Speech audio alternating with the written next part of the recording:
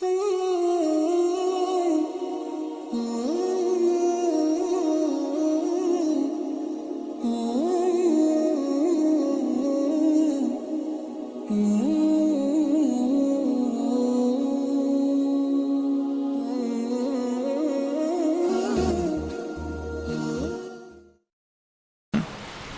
اس نے بھی خوف کی وجہ سے خاموشی اختیار کی. تو عمر بن عبدالعزیز کی خلافت جب قائم ہو گئی تو تب انہوں نے ظاہر کیا کہ سلیمان ابن عبد الملک بادشاہ جی کا انتقال ہو چکا ہے اور اب عمر بن عبدالعزیز رحمۃ اللہ علیہ گویا خلیفہ بن چکے ہیں.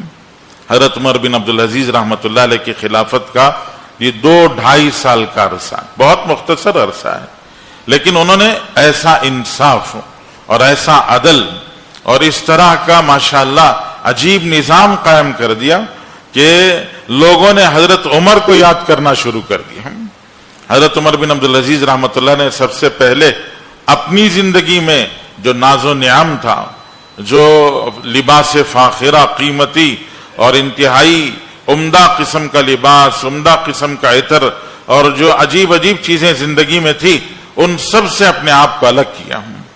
اور پھر ماشاءاللہ یہ سادہ لباس، سادی زندگی، عام انسانوں کی طرح، عام لوگوں کی طرح سے اپنے آپ کو رکھنا جی اور اپنے ساتھ برتاؤ شروع کر دیا. اور حکومت کی کوئی چیز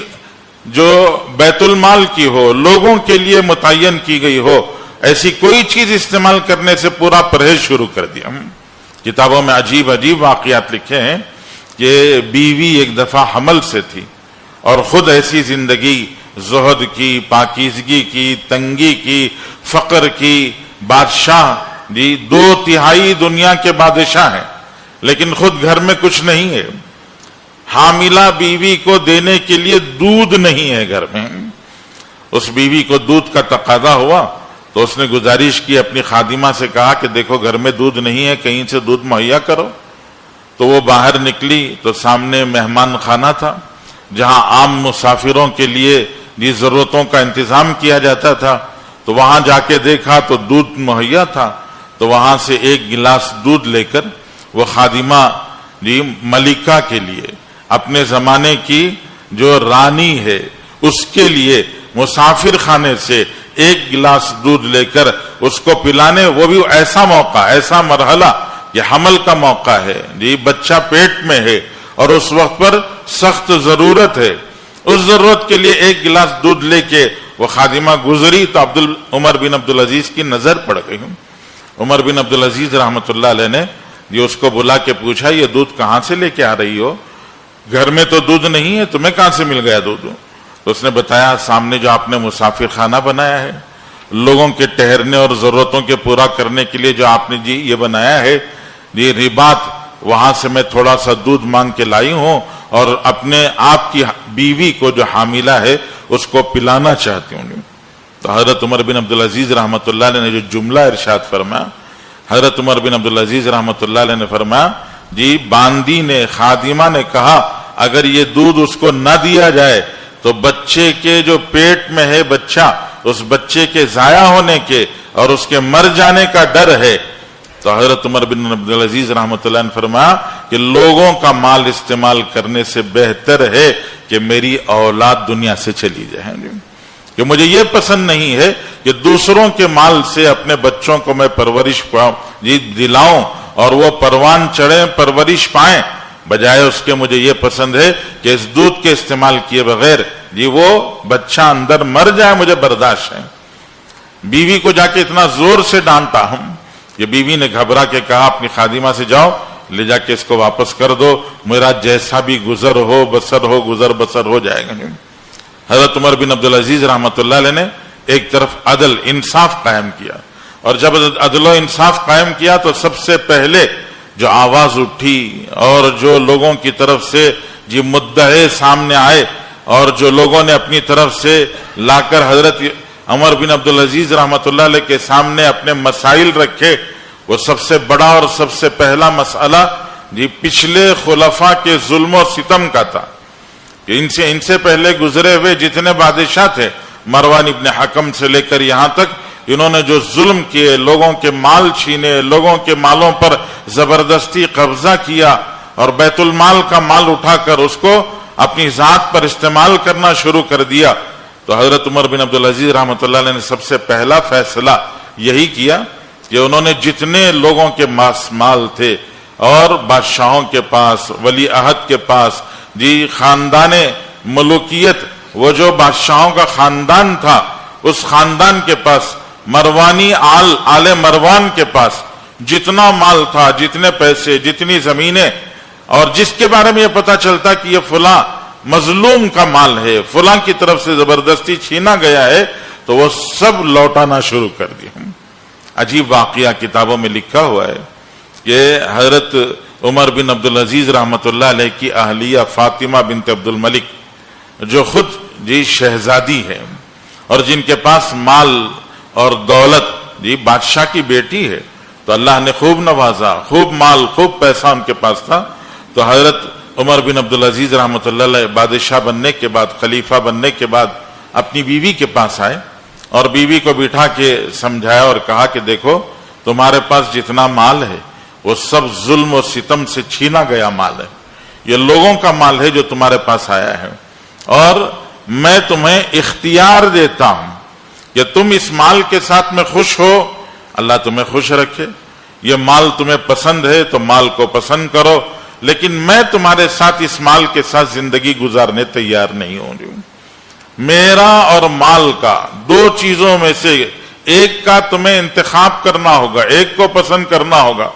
میں رہوں تو مال نہیں اور مال چاہیے تو میں نہیں، دو میں سے کس کو پسند کرتی ہو؟ تمہاری پسند، تمہارا اختیار ہے کہ تم جس کو چاہے پسند کر سکتی ہو اور جو چاہے تم لے سکتی ہو۔ تو فاطمہ بنت عبد الملک جو حضرت عمر بن عبدالعزیز کی اہلیہ تھی اور ان کے بچوں کی والدہ تھی، ماشاءاللہ وہ خود بھی اتنی دیندار، اتنی پرہیزگار، اور ایسے ان کے اوپر جان چھڑکنے والی، اور ایسے ان سے اور دین سے محبت کرنے والی تھی کہ عمر بن عبدالعزیز سے انہوں نے کہا کہ یہ کیا حیثیت رکھتا ہے، جو مال آپ نے میرے سامنے پیش کیا اس کا دگنا، 4 گنا، 10 گنا ہو تو بھی آپ کے لیے میں اس مال کو قربان کرنے تیار ہوں۔ آپ اس سارے مال کو بیت المال میں جمع کر دیجئے، آپ کو چھوڑنا اور آپ سے علیحدہ ہونا مجھے پسند نہیں ہے، میں ساری دنیا کو آپ کے لیے قربان کر سکتی ہوں۔ تو حضرت عمر بن عبدالعزیز رحمۃ اللہ علیہ نے اس پورے مال کو بیت المال میں جمع کر دیا، اور خود بیوی اور شوہر اور بچے سب مل کر گویا اسی جذبے کے ساتھ میں زندگی گزارنے لگے، اور اسی حیثیت سے عام لوگوں کی طرح اور عام لوگوں کے جیسا ہوں،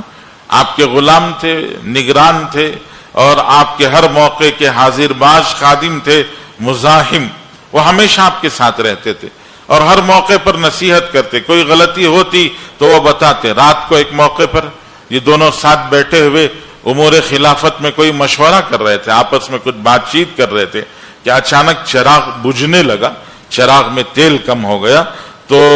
دونوں نے محسوس کیا، تو مزاحم جو آپ کے مشیر تھے، خاص آدمی تھے، انہوں نے اشارہ کیا آپ کہیں تو یہ جو غلام سو رہا ہے میں اس کو جگا دوں گا، تیل جہاں بھی ہے لا کے وہ چراغ میں ڈالے گا اور یہ بجھتا ہوا چراغ پھر دوبارہ جل جائے گا۔ تو کہا کہ نہیں وہ سو گیا ہے بیچارہ،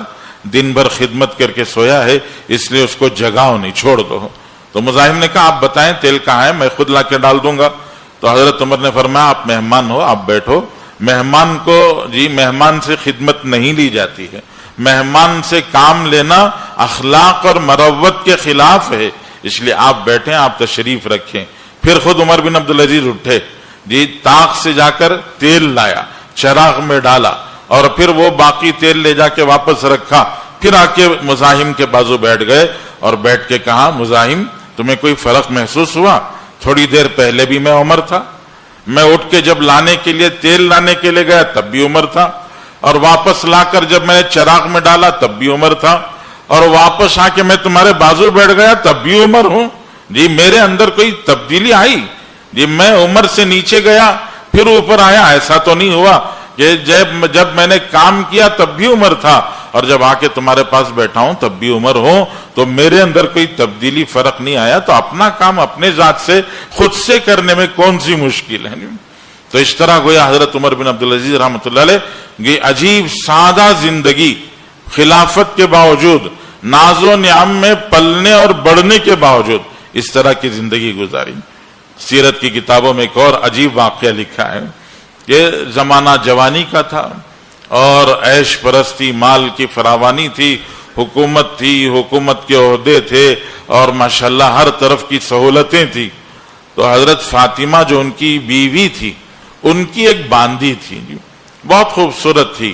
اس باندی پر حضرت عمر بن عبدالعزیز رحمۃ اللہ علیہ فریفتہ ہو گئے، ان سے، اس باندی سے عشق ہو گیا، محبت ہو گئی جی۔ لیکن وہ بیوی کی باندی تھی جی، ویسے ہی زندگی گزرتی رہی۔ تو جب خلافت ملی تو خلافت کے بعد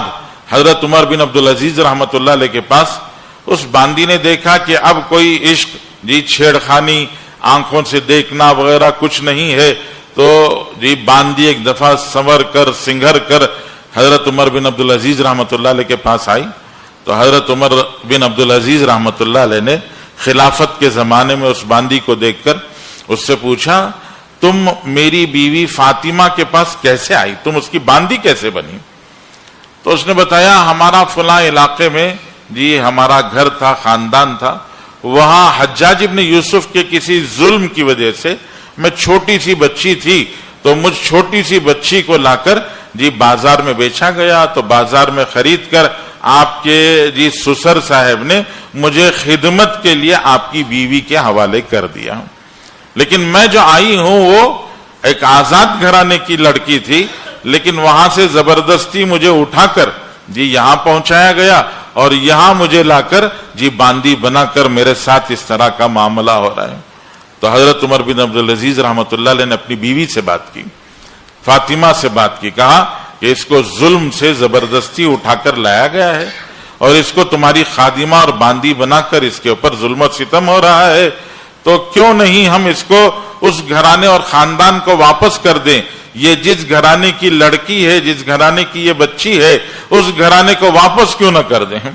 تو بیوی نے حامی بھری، کہا کہ ضرور کیجئے۔ تو حضرت عمر بن عبدالعزیز رحمۃ اللہ نے معلوم کیا تو اس گھر خاندان کے چند افراد تھے، تو اپنی اس باندی کو، بیوی کی باندی کو مال دے کر، کچھ ہدیہ دے کر جو اس گھرانے اور خاندان کو واپس کرا دیا۔ جب وہ لڑکی واپس جانے لگی باندی، تو اس نے کہا کہ عمر بن عبدالعزیز، وہ جو عشق تھا، محبت تھی، کیا وہ عشق اور محبت کی چنگاریاں بجھ گئی،